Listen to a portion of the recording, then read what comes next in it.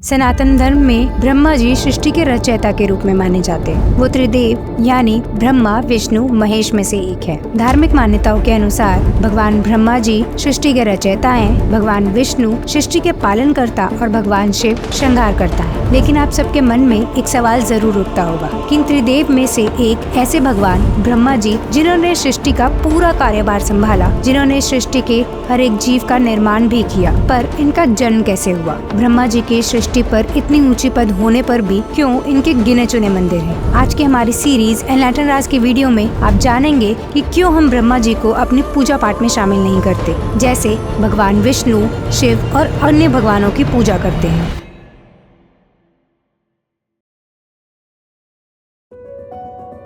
जब सृष्टि की रचना का समय आया तो क्षीर सागर में विराजमान भगवान विष्णु की नाभि से निकले कमल से वेद मूर्ति ब्रह्मा जी प्रकट हुए। चारों ओर देखने पर भी जब ब्रह्मा जी को कोई लोक नहीं दिखा तो वो कमल का आधार पता लगाने के लिए उसकी नाल यानी कमल के फूल की डंडी से होते हुए जल में पहुँचे। फिर भी उन्हें कुछ पता नहीं चला। अंत में वो वापस कमल पर लौट आए। इसके बाद ब्रह्मा जी को एक वाणी सुनाई दी जिसने उन्हें तप करने को कहा, जिसके बाद उन्होंने अनेक साल तक तप किया। उनकी तपस्या से प्रसन्न होकर विष्णु जी ने उन्हें दर्शन देकर अपने लोक के भी दर्शन करवाया। भगवान विष्णु ने ब्रह्मा जी को 4 श्लोकों में भागवत तत्व का उपदेश दिया था, जिसे चतुर्श्लोकी भागवत कहा जाता है। फिर विष्णु जी ने ब्रह्मा जी को समझाया कि तुम अपने मन को एक जगह केंद्रित करो और भगवान के दिए गए सिद्धांत यानी शिक्षा के उपदेश पर विश्वास रखो, ताकि उन्हें अलग अलग कल्पों में सृष्टि की रचना करते रहने पर भी कभी मोह ना हो। फिर विष्णु जी ने अपनी शक्ति से ब्रह्मा जी को संपूर्ण वेद का ज्ञान दे दिया। इसके बाद शास्त्रों के अनुसार सबसे पहले ब्रह्मा जी ने पृथ्वी के साथ साथ सारी सृष्टि की रचना की। तभी उन्होंने जीव रचना के विषय में सोचा और सबसे पहले 4 पुत्रों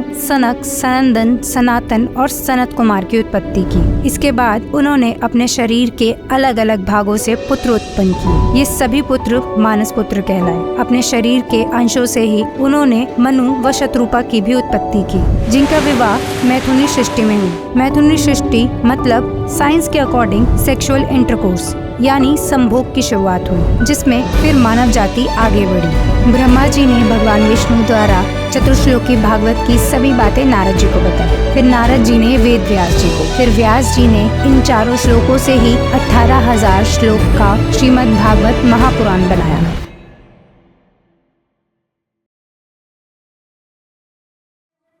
ब्रह्मा जी को उनकी पत्नी सावित्री ने श्राप दिया था, केवल पुष्कर में ही ब्रह्मा जी की उपासना की जाएगी। पुराणों के अनुसार एक बार सृष्टि के कल्याण के लिए ब्रह्मा जी ने यज्ञ करने की योजना बनाई। यज्ञ के लिए जगह की तलाश के लिए ब्रह्मा जी ने अपने एक कमल के फूल को पृथ्वी पर भेज दिया और वो कमल का फूल राजस्थान के पुष्कर में जाके गिरा। कमल का फूल यहाँ गिरने से ही तालाब का निर्माण भी हुआ था और ब्रह्मा जी ने उसी जगह को अपने यज्ञ के लिए चुना। इसके बाद ब्रह्मा जी यज्ञ करने के लिए उस स्थान पर पहुँचे।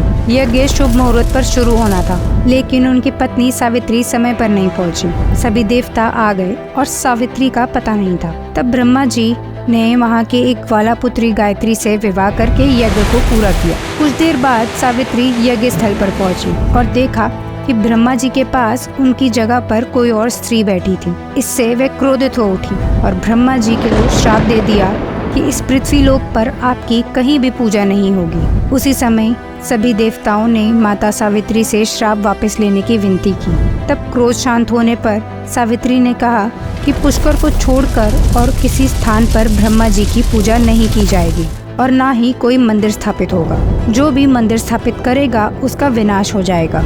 इस श्राप के कारण ही ब्रह्मा जी की पूजा नहीं की जाती है। क्रोध शांत होने के बाद माता सावित्री ब्रह्मा जी को छोड़कर पुष्कर के पास ही रत्नागिरी पहाड़ी में चली गई और तपस्या में लीन हो गई। पुष्कर में सावित्री मंदिर रत्नागिरी पहाड़ी पर स्थित है, जो देवी सावित्री को समर्पित है। ब्रह्मा जी से जुड़ी हुई और भी रहस्यमय कहानियां हैं, जो हम आपको अपनी सीरीज एनलाइटन राज की अगली वीडियो में बताएंगे। हमारी सीरीज एनलाइटन राज का ये मिशन है कि हम आप तक वो सारी छुपी हुई कहानियाँ लाए जो सृष्टि की रचना से लेकर कलयुग तक की रहस्यमय यात्रा को बयां करती है। हमारे मिशन में हम आपका स्वागत करते हैं और ऐसी ज्ञान भरी और इंटरेस्टिंग वीडियोस देखने के लिए like and subscribe my channel.